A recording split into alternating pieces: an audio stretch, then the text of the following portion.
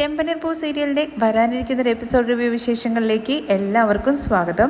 ശ്രീകാന്ത് വർഷയും കൂട്ടിയിട്ട് പോലീസ് സ്റ്റേഷനിലേക്ക് എത്തുന്നത് വരെയായിരുന്നു നമ്മൾ ഇന്നലെ റിവ്യൂവിൽ പറഞ്ഞിട്ടുണ്ടായിരുന്നത്. അത് ഇതുവരെ കണ്ടിട്ടില്ല എന്നുണ്ടെങ്കിൽ ഞാൻ കമൻറ്റ് ബോക്സിൽ പിൻ ചെയ്തേക്കാം കേട്ടോ. അതിൻ്റെ കണ്ടിന്യൂഷൻ നമുക്ക് നോക്കാം. അങ്ങനെ ശ്രീകാന്തും വർഷയും കൂടി പോലീസ് സ്റ്റേഷനിലെ ഉള്ളിലേക്ക് കയറി വരുന്നത് സച്ചി കാണാൻ. ശ്രീകാന്തിനെ സച്ചി ഇങ്ങനെ തല്ലിക്കൊണ്ടിരിക്കുമ്പോൾ അതിനിടയ്ക്ക് വർഷ കയറിയിട്ട് ശ്രീകാന്തിന്റെ വീട് എന്നൊക്കെ പറയുന്നുണ്ട്. പക്ഷേ ഇത് കേട്ട സച്ചിയാണെന്നുണ്ടെങ്കിൽ മാറി നിക്കടി, കൊന്നു കളയും നിന്നെ ഞാനെന്നാണ് വർഷേൻ്റെ അടുത്ത് പറയുന്നത്. നീ കാരണം അച്ഛനിപ്പോൾ എവിടെയാന്നുള്ള കാര്യം കണ്ടില്ലേ, നീ ഈ അവസ്ഥയിൽ കൊണ്ട് എത്തിച്ചില്ലേടെന്നൊക്കെ പറഞ്ഞിട്ട് വീണ്ടും ശ്രീകാന്തിനെ അടിച്ചുകൊണ്ടിരിക്കുകയാണ് പിടിവിടാതെ. അപ്പോഴേക്കും പോലീസ് ഓഫീസേഴ്സും എല്ലാവരും കൂടി ചേർന്നിട്ട് രണ്ടുപേരെ അങ്ങ് പിടിച്ച് മാറ്റുന്നുണ്ട്. അപ്പോഴേക്കും ഇൻസ്പെക്ടർ അങ്ങോട്ടേക്ക് വരുന്നുണ്ട് കേട്ടോ. നിനക്ക് ഞങ്ങളെയൊക്കെ കണ്ടിട്ട് എന്താ തോന്നുന്നത്? വരുന്നവരെയും പോകുന്നവരെയും അടിക്കാൻ വേണ്ടിയിട്ട് നീ ആരാടാ? നിന്നെ പിടിച്ചിട്ട് ഉള്ളിലിടും എന്നുള്ള കാര്യം പറയുമ്പോൾ, സർ ഇവൻ കാരണമാണല്ലോ എൻ്റെ അച്ഛൻ ഉള്ളിൽ കിടക്കുന്നത്, ഇവനെ പിടിച്ച് ഉള്ളിലിട് സർ, എന്നിട്ട് എൻ്റെ അച്ഛനെ പുറത്ത് വിടും. നീ വലിയ ആളെ പോലെ സംസാരിക്കുന്നു വേണ്ട, ഇവിടുത്തെ കാര്യങ്ങൾ എന്താ ചെയ്യേണ്ടതെന്നുള്ള കാര്യമൊക്കെ ഞങ്ങൾക്കറിയാം, നീ മിണ്ടാതിരുന്നാൽ മതി. അവരടുത്ത് വരാൻ വേണ്ടി പറഞ്ഞില്ല എന്നുള്ള കാര്യം ചോദിക്കുമ്പോൾ അവർ വന്നുകൊണ്ടിരിക്കുകയാണെന്ന് സാർ എന്ന് പറയാണ് കേട്ടോ. അവരുദ്ദേശിക്കുന്നത് മഹിമയും അതുപോലെ മധുസൂദനെയാണ്. അതിനിടയ്ക്ക് ചന്ദ്രമതി പോയിട്ട് ശ്രീകാന്തിനെ നല്ല അടി അടിക്കുന്നുണ്ട് കേട്ടോ. നീയൊക്കെ ഒരു മകനാണോടാ, ഇങ്ങനെ ചെയ്തില്ലേടാന്നൊക്കെ പറഞ്ഞിട്ട്. എന്തിനാണ് നീ ഇങ്ങനെ ചെയ്തത്? ആ പൂ കെട്ടുന്നവളുടെ വാക്ക് കേട്ടിട്ട് നീ നമ്മുടെ കുടുംബത്തിന്റെ മാനം തന്നെ തൊളിച്ചു കളഞ്ഞില്ലേ? അങ്ങോട്ട് നോക്കടാ അച്ഛനെ, ആ മനുഷ്യൻ എങ്ങനെയാ നിൽക്കുന്നതെന്നുള്ള കാര്യം നീ ഒന്ന് നോക്ക്. അത് കഴിഞ്ഞ് ശ്രുതി പറയുന്നുണ്ട്, നീ ഓടിപ്പോയി കല്യാണം കഴിച്ചെന്ന് കരുതിയിട്ട് അച്ഛൻ ജയിലിൽ കിടക്കണോടാ? ഞങ്ങള് രാവിലെ മുതൽ ഇവിടെ തന്നെ നിൽക്കുകയാണ്, എന്താ നീയൊക്കെ കാണിച്ചു കൂട്ടിയതിന്റെ ഫലം? തുടർന്ന് ശ്രുതി ചോദിക്കുന്നുണ്ട്, എന്തിനാ ശ്രീകാന്ത് ഇങ്ങനെയൊക്കെ ചെയ്തത്? വീട്ടില് എല്ലാവരുടെയും പെർമിഷൻ മേടിച്ചിട്ട് ചെയ്യണ്ടേ, അല്ലാതെ ഇങ്ങനെ ആരും അറിയാതെ ചെയ്യാണോ വേണ്ടത്? അത് കഴിഞ്ഞ് ചന്ദ്രമതി ചോദിക്കുന്നുണ്ട്, എല്ലാം ഇവൾ ഓതി തന്നതായിരിക്കുമല്ലേ നിനക്ക്? ഇവളുടെ ധൈര്യത്തിന്റെ പേരിലായിരിക്കുമല്ലേ നീ ഇങ്ങനെയൊക്കെ ചെയ്തതെന്ന് ചോദിക്കുകയാണ്. രേവതിയുടെ കാര്യത്തെക്കുറിച്ചാണ്. നിന്റെ അച്ഛനെ മാനം കെടുത്താൻ വേണ്ടിയിട്ടായിരിക്കുമല്ലേ ഇവള് നിന്നോട് ഓടിപ്പോയി കല്യാണം കഴിക്കാൻ പറഞ്ഞത്? അങ്ങനെ രേവതിയെ കുറ്റപ്പെടുത്തിക്കൊണ്ടിരിക്കുകയാണല്ലോ ചന്ദ്രമതി. ഇതൊക്കെ കേട്ടിട്ട് ദേഷ്യത്തോട് കൂടിയിട്ട് സച്ചി ഇങ്ങനെ രേവതിയെ നോക്കുന്നുണ്ട്. ഇത് കേട്ട ശ്രീകാന്ത് പറയുന്നുണ്ട്, അമ്മേ ഏട്ടത്തിക്കൊന്നും അറിയില്ല. അപ്പോഴേക്കും മഹിമയും മധുസൂദനും വരുന്നുണ്ട്. ശ്രുതിയെ കണ്ട ഉടനെ തന്നെ മഹിമ രണ്ട് കവിളിലും അടിക്കുകയാണ്. എന്തിനാണ് നീ ഇങ്ങനെ ചെയ്തത്? മഹിമേ നീ അടങ്ങി നിൽക്ക്, എനിക്കറിയാം മോളെ, ഇവൻ നിന്നെ മനഃപൂർവ്വം കബളിപ്പിച്ചിട്ട് കല്യാണം കഴിപ്പിച്ചതല്ലേ, നീ പേടിക്കൊന്നും വേണ്ട. ഇൻസ്പെക്ടർ ഇവനെയും കൂടി പിടിച്ച് ഉള്ളിലിടണം, ഇവന്റെ അച്ഛന്റെ കൂടെ. അപ്പോഴേക്ക് സച്ചി ചോദിക്കുന്നുണ്ട്, എന്റെ അച്ഛനെ ഇതിനെ ഉള്ളിലിടുന്നത്? സർ ഇവരെ കൂട്ടിയിട്ട് വന്നില്ലേ, ഇനി എന്റെ അച്ഛനെ വിട്. തുടർന്ന് ഇൻസ്പെക്ടർ പറയുന്നുണ്ട്, ദാ ഇവന്റെ പേരിൽ FIR എഴുതിയിട്ട് ശ്രീകാന്തിനെ പിടിച്ച് ഉള്ളിലിടുക എന്നുള്ള കാര്യം. അപ്പോഴേക്ക് വർഷ ചോദിക്കുന്നുണ്ട്, ഇവരെന്തിനാ ഉള്ളിലിടുന്നത്? ഇത് കേൾക്കുമ്പോൾ ഇൻസ്പെക്ടർ പറയുന്നുണ്ട്, നിന്നെ കബളിപ്പിച്ച് തട്ടിക്കൊണ്ടുപോയിട്ട് കല്യാണം കഴിപ്പിച്ചു എന്ന് പറഞ്ഞുകൊണ്ട് നിന്റെ അച്ഛൻ പരാതി തന്നിട്ടുണ്ട്, അതിനുണ്ട്. ഇത് കേട്ട വർഷ ചോദിക്കുന്നത്, ഞാൻ അങ്ങനെ പറഞ്ഞോ? എടി മിണ്ടാതിരിക്കി, വാ നമുക്ക് വീട്ടിലേക്ക് പോയെന്ന് മഹീബ് പറയുമ്പോൾ, ഇല്ല അമ്മേ, എന്നെ ആരും കടത്തിക്കൊണ്ടു പോയിട്ടുമില്ല, ഫോഴ്സും ചെയ്തിട്ടില്ല. വർഷ പറയുന്നത് കേക്ക്, വീട്ടിൽ പോയിട്ട് സംസാരിക്കാം. തുടർന്ന് മധുസൂദനൻ പറയുന്നുണ്ട്, സർ ആദ്യം നിങ്ങൾ ഇവനെ അറസ്റ്റ് ചെയ്തിട്ട് ഉള്ളിലിടൂ, രവീന്ദ്രന്റെയും അവന്റെ മകന്റെയും പേരിൽ ഞാൻ കംപ്ലൈന്റ് കൊടുക്കുന്നുണ്ട്. ഇത് കേട്ട വർഷ പറയുന്നുണ്ട്, അച്ഛാ അവരെന്തിനാ അറസ്റ്റ് ചെയ്യുന്നത്? അവരുടെ മേല് ഒരു തെറ്റുമില്ല. ഞാനും ശ്രീകാന്തും കല്യാണം കഴിച്ചു, സ്നേഹിച്ച്. ഇല്ല സർ, അവളെ വരട്ടിയിട്ട് ഇങ്ങനെയൊക്കെ പറയാൻ വേണ്ടി പറഞ്ഞതെന്ന് മധുസൂദനൻ പറയുമ്പോൾ, അതെ എന്നെ വരട്ടിയിട്ടുണ്ട്, അത് ശ്രീകാന്ത് അല്ല, എന്റെ പാരന്റ്സ്. അവരാണ് എന്നെ ഫോഴ്സ് ചെയ്തിട്ട് എനിക്ക് ഇഷ്ടപ്പെടാത്ത ഒരാളെ കൂടെ കല്യാണം കഴിക്കാൻ വേണ്ടിയിട്ട് എന്നെ നിർബന്ധിച്ചത്. അതുകൊണ്ടാണ് ഞാൻ വീട്ടിൽ നിന്ന് ഇറങ്ങിപ്പോയത്. നിങ്ങളെ തട്ടിക്കൊണ്ടു പോയില്ലേ, വരട്ടി കല്യാണം കഴിപ്പിച്ചതല്ലേ എന്ന് ഇൻസ്പെക്ടർ ചോദിക്കുമ്പോൾ, ഇല്ല സർ, ഞങ്ങൾ രണ്ടുപേരും സ്നേഹിച്ച് കല്യാണം കഴിച്ചതാണ്. തുടർന്ന് മധുസൂദനൻ പറയുന്നുണ്ട്, സർ ഞങ്ങളില്ലാതെ കല്യാണം കഴിച്ചതിൽ എന്ത് കല്യാണമാണ്, ഇത് വെറും കുട്ടിക്കളിയാണ്. വർഷ നീ സംസാരിക്കേണ്ട, വാ. ഞാൻ വരില്ല അച്ഛാ. ഇപ്പോ ഞാൻ എന്തിനു വരണം? ഇപ്പൊ ഞാൻ ശ്രീകാന്തിന്റെ വൈഫാണ്, ഇനി നിങ്ങൾക്ക് എന്നെ പിരിക്കാൻ വേണ്ടി കഴിയില്ല. തുടർന്ന് മഹിമ പറയുന്നത്, എന്താ നീ വർഷ ഇങ്ങനെയൊക്കെ സംസാരിക്കുന്നത്? നിന്റെ അച്ഛൻ നിന്നെ എന്ത് സ്നേഹത്തോട് കൂടിയിട്ടാണ് വളർത്തിയത്? നീ ആഗ്രഹിച്ചതെല്ലാം നിന്റെ അച്ഛൻ നേടി തന്നില്ല. നിന്നെ ഒരു രാജകുമാരിയെ പോലെയല്ലേ വളർത്തിയത്? എന്നിട്ട് നീ ഇങ്ങനെ ഓടിപ്പോയി കല്യാണം കഴിച്ച് ഞങ്ങളുടെ മാനം തന്നെ പോക്കിയില്ല. ഇനി എങ്ങനെയാണ് ഞങ്ങൾ നാട്ടിലൊക്കെ തലപൊക്കി നടക്കുക? നീ കുറച്ചെങ്കിലും നിന്റെ അച്ഛനെ കുറിച്ചൊന്ന് ചിന്തിച്ചു നോക്കിയായിരുന്നോ? ഇത് കേട്ട വർഷ ചോദിക്കുന്നത്, നിങ്ങൾ എന്നെ കുറിച്ച് ചിന്തിച്ചില്ലല്ലോ, പിന്നെ ഞാൻ എന്തിനാ നിങ്ങളെക്കുറിച്ച് ചിന്തിക്കുന്നത്? തുടർന്ന് മധുസൂദനൻ പറയുന്നത്, നല്ല രീതിയിലാണ് നിന്റെ അടുത്ത് സംസാരിക്കുന്നത്, മര്യാദയ്ക്ക് വാ. മഹിമേ നീ അവളെ കൂട്ടിയിട്ട് വാ എന്നുള്ള കാര്യം പറയുമ്പോൾ, വാടി എന്ന് പറഞ്ഞിട്ട് പിടിച്ചോണ്ട് പോവാണേ. അപ്പോഴേക്കും വർഷ, വിട്, ഞാൻ വരില്ല എന്ന് പറയാണ് കേട്ടോ. അത് കഴിഞ്ഞ് ഇൻസ്പെക്ടർ പറയുന്നുണ്ട്, നമുക്ക് സംസാരിക്കാം എന്ന്. സർ ഞങ്ങൾ രണ്ടുപേരും മേജറാണ്, അതുകൊണ്ട് ഞങ്ങളുടെ ലൈഫിൽ തീരുമാനം എടുക്കാൻ ഞങ്ങൾക്ക് റൈറ്റ്സ് ഉണ്ട്. ഞങ്ങൾ റൂൾസ് എല്ലാം പ്രകാരം തന്നെ മാരേജ് ചെയ്തിട്ട് രജിസ്റ്റർ ചെയ്തിട്ടുണ്ട്. ഇപ്പൊ ഞാൻ ശ്രീകാന്തിന്റെ വൈഫാണ്, ഇവരുടെ കൂടെ ഞാൻ പോവില്ല, ഞാൻ ശ്രീകാന്തിന്റെ കൂടെ പോവുള്ളൂ എന്ന് പറഞ്ഞിട്ട് ശ്രീകാന്തിന്റെ അരികിലേക്ക് ചെല്ലാണ് കേട്ടോ വർഷ. അപ്പോഴേക്കും മധുസൂദന് ഭയങ്കരമായിട്ട് ദേഷ്യം വരുന്നുണ്ടോ. വർഷേ നീ പറയുന്ന കേൾക്കെന്ന് പറഞ്ഞിട്ട് അടിക്കാൻ വേണ്ടി പോകുമ്പോഴേക്കും ഇൻസ്പെക്ടർ പറയുന്നുണ്ട്, സർ ഞങ്ങൾ പറയുന്നതൊന്ന് കേൾക്കൂ, നിങ്ങൾ കൂടുതലൊന്നും പറയണ്ട, ഈ പയ്യൻ ഇവളെ പറഞ്ഞ് മയക്കി വെച്ചിരിക്കുകയാണ്, അറസ്റ്റ് ചെയ്യാൻ വേണ്ടി പറയുമ്പോൾ സർ സമാധാനമായിട്ട് നിൽക്കൂ, നിങ്ങളല്ലേ പറഞ്ഞത് ഇവളെ കടത്തിക്കൊണ്ട് പോയിന്ന്, അതുകൊണ്ടാണ് DGP സാറ് ഉടനെ തന്നെ ഈ കേസ് നോക്കാൻ പറഞ്ഞത്. ഇപ്പൊ എന്താന്ന് വെച്ചാൽ അവള് സ്വന്തം ഇഷ്ടപ്രകാരം ഇറങ്ങിപ്പോയതാന്ന് പറയുന്നു. ഇതിൽ തന്നെ കേസ് ഒന്നും അല്ലാതായി സർ. ഇതിലെ പേരിൽ ഒരിക്കലും തട്ടിക്കൊണ്ടുപോൽ കേസൊന്നും ഇവരുടെ മേൽ ചാർജ് ചെയ്യാൻ പറ്റില്ല. ഈ കാര്യം പറഞ്ഞിട്ട് അറസ്റ്റ് ചെയ്ത് കോർട്ടിൽ പോയി കഴിഞ്ഞാൽ നിങ്ങളുടെ മകൾ ഈ കാര്യം കോർട്ടിൽ പറഞ്ഞു കഴിഞ്ഞാൽ കേസ് നിൽക്കില്ല. ഇതിൽ കൂടുതൽ ഞങ്ങൾക്ക് ഈ വിഷയത്തിൽ ഒന്നും ചെയ്യാൻ വേണ്ടി കഴിയില്ല സർ. നിങ്ങൾ 2 കുടുംബവും കൂടി ചേർന്ന് സംസാരിച്ചിട്ട് ഒരു തീരുമാനം എടുക്കൂ. അങ്ങനെ എല്ലാവരും ഇങ്ങനെ എന്താണെന്ന് അറിയാത്ത ഒരു അവസ്ഥയിൽ ഇങ്ങനെ നിൽക്കുകയാണ് കേട്ടോ. അതിൻ്റെ ഇടയ്ക്ക് സച്ചി പറയുന്നുണ്ട്, സർ ഇനിയെങ്കിലും എൻ്റെ അച്ഛനെ റിലീസ് ചെയ്യുമെന്ന്. ആ ശരി, അയാളെ ഇറക്കി വിടുക എന്നുള്ള കാര്യം പറഞ്ഞിട്ട് രവീന്ദ്രനെ റിലീസ് ചെയ്യാണ് കേട്ടോ. രവീന്ദ്രൻ പുറത്തേക്ക് ഇറങ്ങുമ്പോൾ അവിടെ ഇരിക്കുന്ന ഒരാൾ പറയുന്നുണ്ട് ഇതിൽ സൈൻ ചെയ്ത് പോകാനേ. അങ്ങനെ സൈൻ ചെയ്യുന്നതിൻ്റെ ഇടയ്ക്ക് വർഷേൻ്റെ അടുത്ത് ചോദിക്കുന്നുണ്ട് കേട്ടോ, മഹിമ നീ വരില്ലടി, എന്തായാലും ഒരു കാര്യം ഉറപ്പാണ്, നീ ഒരിക്കലും സന്തോഷത്തോടു കൂടി ജീവിക്കില്ല, നീ കഷ്ടപ്പെടാനാണ് പോകുന്നത്, നീ കരഞ്ഞ് കഷ്ടപ്പെട്ട് അവസാനം ഞങ്ങളുടെ അരികിലേക്ക് തന്നെയാണ് വരാൻ വേണ്ടി പോകുന്നത്, വായേട്ട എന്ന് പറഞ്ഞിട്ട് കൂട്ടിയിട്ട് പോകുമ്പോൾ മധുസൂദനൻ പറയുന്നുണ്ട്, മനസ്സ് നിറഞ്ഞു മോളെ.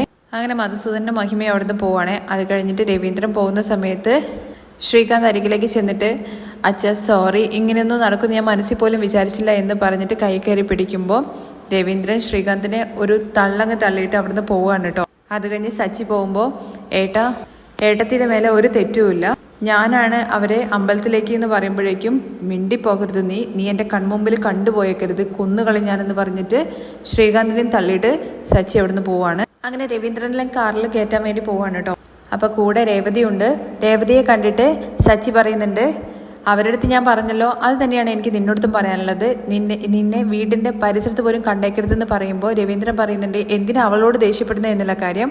അപ്പോഴേക്കും ചന്ദ്രമതി ചോദിക്കുന്നത്, നിങ്ങളെ ഈ അവസ്ഥയിൽ ഈ ജയിലിലാക്കാനുള്ള കാരണം ഇവൾ ഒറ്റയൊരുത്തിയാണ്, ഈ ശനിയാണോ വീണ്ടും വീട്ടിലേക്ക് കൂട്ടിക്കൊണ്ടു പോകണമെന്ന് നിങ്ങൾ പറയുന്നത്, അവൾ ചെയ്തതൊന്നും പോരെ നിങ്ങൾക്ക്, നീ കുറച്ചു നേരം ഒന്ന് മിണ്ടാതിരിക്കുക, രേവതി നീ വാ എന്ന് പറയാൻ കേട്ടോ. അങ്ങനെ എല്ലാവരും കാറിൽ പോവാണ്. പക്ഷെ രേവതി മാത്രം അവിടെ നിൽക്കാൻ കേട്ടോ. ആരും കാറിൽ രേവതിയെ കൂട്ടാണ്ട് പോവാണ്. രേവതി മാത്രം പോലീസ് സ്റ്റേഷനിൽ ഒറ്റയ്ക്കാവാണ്. അപ്പോഴേക്ക് ശ്രീകാന്തിനെയും കൂട്ടിയിട്ട് വർഷയും അവിടുന്ന് പോയിട്ടുണ്ട് കേട്ടോ. രവീന്ദ്രനെയും കൊണ്ടിട്ട് എല്ലാവരും വീട്ടിലെത്താണ് കേട്ടോ. വീടിന്റെ പടി കയറാൻ വേണ്ടിയിട്ട് നിൽക്കുന്ന സമയത്ത് രവീന്ദ്രന്റെ മനസ്സിലേക്ക് ഓടി വരുന്നത് ഇൻസ്പെക്ടർ പിടിച്ച് സെല്ലിലേക്ക് തള്ളിയതും അതുപോലെ തന്നെ മധുസൂദൻ പറഞ്ഞ കാര്യങ്ങളെ കുറിച്ചൊക്കെയാണ് കേട്ടോ. നീ നിന്റെ മക്കളെ ഇങ്ങനെയാണല്ലേ നല്ലപോലെ വളർത്തിയത് എന്നൊക്കെ പറഞ്ഞിട്ട് ഇവിടുന്ന് പോയ രംഗങ്ങളെ കുറിച്ച് ഇങ്ങനെ ഓർക്കുകയാണ്. അങ്ങനെ രവീന്ദ്രൻ അവിടെ നിൽക്കുന്ന സമയത്ത് ചന്ദ്രമതി ചോദിക്കുന്നുണ്ട്, നിങ്ങളെന്താ ഉള്ളിലേക്ക് കയറാണ്ട് നിൽക്കുന്നത്, ഉള്ളിലേക്ക് കയറ്. ഇതിന് മറുപടി ഒന്നും കൊടുക്കാതെ രവീന്ദ്രൻ നേരെ കുറച്ച് അപ്പുറത്തേക്ക് പോയിട്ട് പുറകിൽ നിന്ന് ഒരു ബക്കറ്റ് വെള്ളം എടുത്തിട്ട് തലയിൽ കൂടെ ഒഴിക്കുകയാണ്. അപ്പോഴാണ് സച്ചി കാറൊക്കെ പാർക്ക് ചെയ്തിട്ട് ഉള്ളിലേക്ക് കയറി വരുന്നത്. അച്ഛൻ എന്താ ഈ കാണിക്കുന്നതെന്ന് ചോദിച്ചുകൊണ്ട് അവർ ഓടുകയാണ് അരികിലേക്ക്. അച്ഛൻ എന്തൊക്കെയായി കാണിക്കുന്നതെന്നുള്ള കാര്യം ചോദിക്കുമ്പോൾ, എൻ്റെ ജീവിതത്തിൽ ഇന്നേ വരെ പോലീസ് സ്റ്റേഷൻ കയറേണ്ട അവസ്ഥ വന്നിട്ടില്ല, അവിടെ പോയിട്ട് വന്നു കഴിഞ്ഞാൽ തലകീഴെ വെള്ളം ഒഴിച്ചിട്ട് കയറണമെന്ന് പറയും, അത് ഞാൻ ചെയ്തു, അത്രയേ ഉള്ളൂ. തല തുടയ്ക്കാൻ വേണ്ടി സച്ചിയൊക്കെ തട്ടി മാറ്റുന്നുണ്ട് കേട്ടോ. എന്തിനാ ഇപ്പം ഇങ്ങനെ ചെയ്യുന്നതെന്നൊക്കെ ചോദിച്ചുകൊണ്ട് അങ്ങനെ ഉള്ളിലേക്ക് രവീന്ദ്രൻ കയറി വരുന്ന സമയത്ത് ആരതി എടുത്ത് വരികയാണ് കേട്ടോ ചന്ദ്രമതി. എന്തിനാ ഇപ്പം ഇതെല്ലാം, ഞാൻ പോലീസ് സ്റ്റേഷനിൽ നിന്ന് ജയിലിലേക്ക് പോകാത്തതിൻ്റെ പേരിലാണോ എന്നുള്ള കാര്യം ചോദിക്കുമ്പോൾ, അതൊക്കെ വിട്ടുകള, എന്തോ ചീത്ത കേടുകൊണ്ടാണ് ഇങ്ങനെയൊക്കെ സംഭവിച്ചത്, ഇതോടുകൂടി എല്ലാം തീരട്ടെ എന്ന് പറഞ്ഞിട്ട് ആരതി ഒഴിയാണ്. ഞാൻ പോയിട്ട് കോഫി ഇട്ടിട്ട് വരാം എന്നുള്ള കാര്യം പറയുമ്പോൾ ശ്രുതി പറയുന്നുണ്ട്, എനിക്കും അമ്മ വേണം, ഞാൻ ഭയങ്കര ടയർഡാന്നുള്ള കാര്യം പറയുമ്പോൾ, ഞാൻ നിൻ്റെ അച്ഛനടുത്താ ചോദിച്ചതെന്ന് പറയാണ്. നിങ്ങൾ എന്തായാലും ഉള്ളിൽ കയറിയിട്ട് ഷർട്ടും പാൻസും ഒക്കെ മാറ്റിയിട്ട് വെക്കൂ, അപ്പോഴേക്കും ഞാൻ കോഫി ഇട്ട് വരാം. അങ്ങനെ ചന്ദ്രമതി അവിടെ നിന്ന് പോകുന്ന സമയത്ത് ഇങ്ങനെ മേലുള്ള ടവൽ അങ്ങോട്ട് മാറ്റിയിട്ടാണ്. എന്താ അച്ഛാ എന്ന് സച്ചി ചോദിക്കുകയാണെ. ചിരിച്ചുകൊണ്ട് പറയുന്നുണ്ട്, നമ്മൾ എന്ത് പറയുമ്പോഴും ഒന്ന് ആലോചിച്ചിട്ട് സംസാരിക്കണം, ഇല്ലെങ്കിൽ എല്ലാം അറിയുന്നത് പോലെയോ അല്ലെങ്കിൽ നമ്മൾ സംസാരിക്കുന്നതെല്ലാം ശരിയാവുന്ന രീതിയിൽ സംസാരിക്കാൻ പാടില്ല. എന്താ അച്ഛാ പറയുന്നത്, ഒന്നും മനസ്സിലാവുന്നില്ലല്ലോ. ആ മധുസൂദൻ്റെ അടുത്ത് ഞാൻ എൻ്റെ മക്കളെ നല്ല രീതിയിൽ വളർത്തിയെന്ന് ഭയങ്കര അഭിമാനത്തോടു കൂടി പറഞ്ഞു. അത് ആലോചിക്കുമ്പോൾ എനിക്കിപ്പോൾ ചിരിയാ വരുന്നത്. ആരെയും ഒരിക്കലും നമ്മൾ ഫുള്ളായിട്ട് വിശ്വസിക്കാൻ പാടില്ല. ആ വാസുദേവൻ എന്നെ കളിയാക്കുന്ന രീതിയിൽ സംസാരിച്ചു, അതും ശരി തന്നെയാണെന്നൊക്കെ പറയുമ്പോൾ അച്ഛൻ എന്തിനാ ഫീൽ ചെയ്യുന്നത്, അച്ഛനെല്ലാം നല്ല രീതിയിൽ തന്നെയല്ലേ ചെയ്തത്, ആ ശ്രീകാന്ത് അല്ലേ എല്ലാം ഇങ്ങനെ ചെയ്തത്, അവനെ എൻ്റെ കയ്യിൽ കിട്ടിയാൽ എന്നൊക്കെ പറയുമ്പോഴേക്കും ചന്ദ്രമതി വന്നിട്ട് പറയുന്നുണ്ട്, എന്തിനാ അവനെ മാത്രം കുറ്റം പറയുന്നത്, അവനെ പറഞ്ഞ് കല്യാണം കഴിപ്പിച്ചത് നിന്റെ ഭാര്യയല്ലേ, അവൾ കാരണമാണ് ഈ മനുഷ്യൻ പോലീസ് സ്റ്റേഷനിൽ വരെ കയറേണ്ടി വന്നത്, അവളെയും കൂടി ചേർത്താണ് പറഞ്ഞത് അവളിനെ ഈ വീടിന്റെ പരിസരത്ത് പോലും കണ്ടുപോകരുത്. ചുമ്മാ രേവതി ഓരോന്ന് പറയണ്ട, അവള് വരാന്ന് പറഞ്ഞല്ലോ, അവൾ എവിടെ, നിങ്ങൾ എന്തിനാ ഇപ്പൊ അവളെ കുറിച്ച് ചോദിക്കുന്നതെന്ന് ചോദിക്കുകയാണെ ചന്ദ്രമതി. അവൾ എവിടെ എന്നുള്ള കാര്യം ചോദിക്കുകയാണ് സച്ചിയുടെ അടുത്ത്. അപ്പോഴേക്കും ചന്ദ്രമതി പറയുന്നുണ്ട് ഇവിടെ വന്നു കഴിഞ്ഞാൽ അവൾക്ക് നന്നായിട്ട് കിട്ടുമെന്നറിയാം, അതുകൊണ്ട് ചിലപ്പോൾ അവൾ അവളുടെ വീട്ടിൽ പോയിട്ട് പൂ കെട്ടിക്കൊണ്ടിരിക്കുകയായിരിക്കും. അവൾ വരുമ്പോൾ വരട്ടെ, നിങ്ങളത് വിട്ടേക്ക്. നിങ്ങൾ ഇനി ഈറനോട് കൂടി നിൽക്കാണ്ട് പോയിട്ട് കുളിച്ചിട്ട് വാ എന്ന് പറയാണ്. അതെ അച്ഛാ, പോയിട്ട് കുളിച്ചിട്ട് എന്തെങ്കിലും കഴിക്കുക എന്ന് പറയുമ്പോൾ ഇപ്പം അതാണോ പ്രധാനം? കഴിച്ചിട്ടൊക്കെ എന്താ കാര്യം, മാനം തന്നെ പോയില്ലേ, ഇനിയിപ്പോൾ എല്ലാം സഹിച്ചാലേ പറ്റൂ എന്ന് പറഞ്ഞിട്ട് അവിടെ ഉള്ളിലേക്ക് കയറി പോവാണ് കേട്ടോ രവീന്ദ്രൻ. അത് കഴിഞ്ഞ് സച്ചി പറയുന്നുണ്ട് ഇങ്ങനെയൊക്കെ ചെയ്തു വെച്ചിട്ട് അവൻ സുഖമായിട്ട് ജീവിക്കാന്ന് വെച്ച് ശരിയാക്കുന്നുണ്ട്, അവനെ എന്താ ചെയ്യാൻ വേണ്ടി പോകുന്നത് കാണിച്ചു തരാന്നൊക്കെ പറയുമ്പോൾ ശ്രുതി പറയുന്നുണ്ട് ദേ അവൻ എങ്ങോട്ട് പോകുന്നുവെന്ന്, അവൻ എങ്ങോട്ടെങ്കിലും പോട്ടെ, എനിക്ക് വയറെറിഞ്ഞിട്ട് വയ്യ എന്നുള്ള കാര്യം പറയുമ്പോൾ അത് ഇന്നലെ ഭക്ഷണം കഴിക്കാത്തതുകൊണ്ടാന്ന് പറയണേ. ഒന്ന് പോടാ അവിടുന്ന്, ശ്രീകാന്തിന്റെ കാര്യമാണ് പറഞ്ഞത്, അവൻ എൻ്റെ അടുത്ത് പോലും ഒന്നും പറയാതെ കല്യാണം കഴിച്ചില്ലേ, അവൻ ഓപ്പണായിട്ട് എൻ്റെ അടുത്ത് വന്ന് കാര്യങ്ങൾ പറഞ്ഞിട്ടുണ്ടായിരുന്നെങ്കിൽ ഞാൻ തന്നെ അവനെ കല്യാണം കഴിപ്പിച്ചു വിടില്ലായിരുന്നു. അതൊന്നും ചെയ്യാതെ അവൻ ചെന്നിട്ട് പൂക്കെട്ടുന്ന അവളുടെ അടുത്ത് പറഞ്ഞിട്ട് കല്യാണം കഴിച്ചിരിക്കുന്നു. ഞാൻ മാത്രമാണല്ലോ അങ്ങനെ പറയാണ്ട് കല്യാണം കഴിച്ചതെന്നുള്ള കാര്യം പറയുമ്പോൾ നിനക്ക് നല്ലൊരു പെണ്ണിനെ കണ്ടെത്തിയിട്ടാണല്ലോ കല്യാണം കഴിച്ചു തന്നതെന്നുള്ള കാര്യം നമ്മുടെ ചന്ദ്രമതി പറയുമ്പോൾ ഇത് കേട്ടും കൊണ്ട് അങ്ങോട്ടേക്ക് ശ്രുതി വരുന്നുണ്ട്. ശ്രുതിക്ക് ആകെ മൊത്തത്തിലൊരു ടെൻഷൻ. ഈ ശ്രീകാന്തിനെ കല്യാണം കഴിച്ചവള് എങ്ങനത്തവളാണാവോ, അവളുടെ അമ്മ തന്നെ ഒരു ഭ്രാന്ത് പിടിച്ച പോലെയാണ് അവള് കാരണം. ഇനി ശ്രീകാന്ത് എന്തൊക്കെയാണാവോ അനുഭവിക്കാൻ പോകുന്നത്. അതിൻ്റെ ഇടയ്ക്ക് സച്ചി കാറെടുത്ത് പോകുന്നത് കാണിക്കുന്നുണ്ട്. തുടർന്ന് ശ്രുതി പറയുന്നുണ്ട് അമ്മ വിശക്കുന്നുണ്ട്, എന്തെങ്കിലും ഫുഡ് ഉണ്ടാക്കുക എന്നുള്ള കാര്യത്തെക്കുറിച്ച്. അപ്പോഴേക്കും ശ്രുതി വന്നിട്ട് ആൻറ്റി ഞാൻ എന്തെങ്കിലും ഓർഡർ ചെയ്യട്ടെ എന്നുള്ള കാര്യം ചോദിക്കുകയാണ്. നല്ല കട നോക്കിയിട്ട് മോളെ എന്തെങ്കിലും ഭക്ഷണം ഓർഡർ ചെയ്യേ. ശരി ആൻറ്റി എന്ന് പറയണേ ശ്രുതി. രേവതി തിരിച്ച് വീട്ടിലേക്ക് വരുന്നുണ്ട് കേട്ടോ. ഓട്ടോയിൽ വന്ന് ഇറങ്ങിയിട്ട് വീട്ടിൽ ആരും കാണുന്നൊന്നുമില്ല. രേവതി കുളിച്ച് ഡ്രസ്സൊക്കെ മാറ്റി അടുക്കളയിലേക്ക് പോകുന്ന സമയത്താണ് ചന്ദ്രമതി കാണുന്നത്. നീ എപ്പോഴാടി ഉള്ളിലേക്ക് കയറി വന്നത്? നിന്നോട് ആര് പറഞ്ഞിട്ടാ നീ ഇങ്ങോട്ട് കയറി വന്നത്? എൻ്റെ മോനെ കൊണ്ടുപോയും കണ്ട് കല്യാണം കഴിപ്പിച്ച് വെച്ചിട്ട് അത് പോരാത്തതിന് അദ്ദേഹത്തെ കൊണ്ടുപോയിട്ട് ജയിലിൽ ഇടിപ്പിക്കുകയൊക്കെ ചെയ്തിട്ട് നീ ഇവിടെ വന്ന് നിൽക്കുന്നോ? കുടുംബത്തിന്റെ മാനവും മര്യാദയും എല്ലാം പോയി. നീ എന്തിനാണ് വീട്ടിലേക്ക് തിരിച്ചു വന്നത്? വെളിയിൽ ഇറങ്ങി പോടി എന്നുള്ള കാര്യം പറയുമ്പോൾ അമ്മേ പ്ലീസ് ഞാൻ പറയുന്നതൊന്ന് കേൾക്ക്, ഞാൻ പറയുന്നതൊന്ന് കേൾക്കുന്നുള്ള കാര്യം പറയുമ്പോഴേക്കും ശ്രുതി ചോദിക്കുന്നുണ്ട് നീ പറയുന്നത് ഞങ്ങൾ എന്തിനാ കേൾക്കുന്നത്? നീ വലിയ ആളെ പോലെ ഒന്നും അറിയാത്തത് പോലെ മുഖം പിടിച്ചുകൊണ്ട് നടക്കുമല്ലായിരുന്നോ? അത് കഴിഞ്ഞ് ശ്രുതിയും ചോദിക്കുന്നുണ്ട് നിനക്ക് എങ്ങനെയാടി ഇങ്ങനെയൊക്കെ ചെയ്യാൻ വേണ്ടി തോന്നുന്നത് രേവതി? ഇല്ല, ശ്രീകാന്ത് സ്നേഹിക്കുന്നുണ്ടെന്നുള്ള കാര്യം പറഞ്ഞു. അങ്ങനെ ഒരു കാര്യം നീ അറിഞ്ഞിട്ടുണ്ടെങ്കിൽ ആദ്യം നീ ആന്റീൻ്റെ അടുത്ത് പറയണ്ടായിരുന്നു ഇതിനെ കുറിച്ച്. അവര് പറഞ്ഞിട്ട് സംസാരിച്ച് തീരുമാനം ഉണ്ടാക്കുമായിരുന്നല്ലോ. അതെങ്ങനെ ഇവളൊക്കെ ചെയ്യാൻ പോകുന്നത്? അവളെന്താ നിന്നെ പോലെ നല്ല കുടുംബത്തിൽ നിന്ന് വന്നതാണോ? ഇവൾക്കൊന്നും മാനവും മര്യാദവും ഗൗരവവും ഒന്നിനെ കുറിച്ചും അറിയില്ലല്ലോ. നീ ആയിരുന്നെങ്കിൽ എൻ്റെ അടുത്ത് പറയായിരുന്നു. ഇവള് വളർന്ന ഇടം അങ്ങനത്തെയാണ്, ഇവളമ്മ ഇവളെ ഇങ്ങനെയായിരിക്കും വളർത്തി വെച്ചിരിക്കുന്നത് എന്നൊക്കെ പറയുമ്പോഴേക്കും രേവതി പറയുന്നുണ്ട് അമ്മേ ദയവ് ചെയ്തിട്ട് എൻ്റെ അമ്മയെ കുറിച്ചിട്ട് അനാവശ്യം പറയരുത്. ഓ ദേഷ്യം വരുന്നോ നിനക്ക്? ദേഷ്യമൊക്കെ മാനവും മര്യാദ ഉള്ളവർക്കൊക്കെ വരുള്ളൂ. അത് നിനക്കെവിടെയാ ഉള്ളത്? ഉണ്ടായിരുന്നെങ്കിൽ നീ ഈ വീട്ടിലേക്ക് കയറി വരുമോ? എൻ്റെ മോനെ കല്യാണം കഴിപ്പിച്ച് വെച്ചിട്ട് ഈ വീട്ടിൽ നിന്ന് തന്നെ അവനെ പറിച്ചെടുത്ത് കൊണ്ടുപോകുന്നത് പോലെ ചെയ്തില്ലേ? നിങ്ങൾ ആരും എന്താ എന്നെ മനസ്സിലാക്കാത്തത്? അച്ഛനെവിടെ? അച്ഛന് ഞാൻ പറയുന്ന കാര്യങ്ങൾ മനസ്സിലാവും. അച്ഛ എന്ന് പറഞ്ഞ് വിളിക്കുകയാണേ. അപ്പോഴേക്കും ചന്ദ്രമതി കൈപിടിക്കാണ് കേട്ടോ രേവതിയെ. അവര് ഉറങ്ങാണ്. ഈ ഉറക്കം കടത്താൻ വേണ്ടി പോവാണോ നീ? അവര് നിന്നെ ഇവിടെ കൊണ്ടുവന്നതിന് മാത്രം നീ അവർക്ക് നല്ല പേരുണ്ടാക്കി കൊടുത്തു. അമ്മ ഞാനൊന്നും ചെയ്തിട്ടില്ല. അവർ രണ്ടുപേരും സ്നേഹിച്ച് കല്യാണം കഴിച്ചതാണ്. അവര് സ്നേഹിച്ചെന്ന് കരുതിയിട്ട് നീ അവരെ ചേർത്ത് വെക്കുവോ? ഈ സിനിമയിലൊക്കെ കാണുന്നത് പോലെ സ്നേഹിക്കുന്നവരെ ചേർത്ത് വെക്കാൻ വേണ്ടി നീ എന്താ ഹീറോയിനോ? അതിനിടയ്ക്ക് ശ്രുതി പറയുന്നുണ്ട് ആന്റി നമ്മൾ സ്റ്റേഷനിൽ വെച്ച് കണ്ട ആ പെണ്ണല്ലേ അന്ന് നമ്മുടെ വീട്ടിൽ വന്നത്? അതെ, ഇപ്പൊ എനിക്ക് ഓർമ്മ വന്നു. ഇവളെ ഒറ്റയ്ക്ക് കൂട്ടിക്കൊണ്ടുപോയിട്ട് സംസാരിച്ചില്ലേ? നല്ല പ്ലാൻ ചെയ്തിട്ടാണല്ലേ എല്ലാം ചെയ്തത്. അന്നെങ്കിലും രേവതി നിനക്ക് സത്യം പറഞ്ഞൂടായിരുന്നോ? ഞങ്ങൾ ചോദിച്ചപ്പോൾ നീ ഫ്രണ്ടെന്ന് പറഞ്ഞില്ലേ?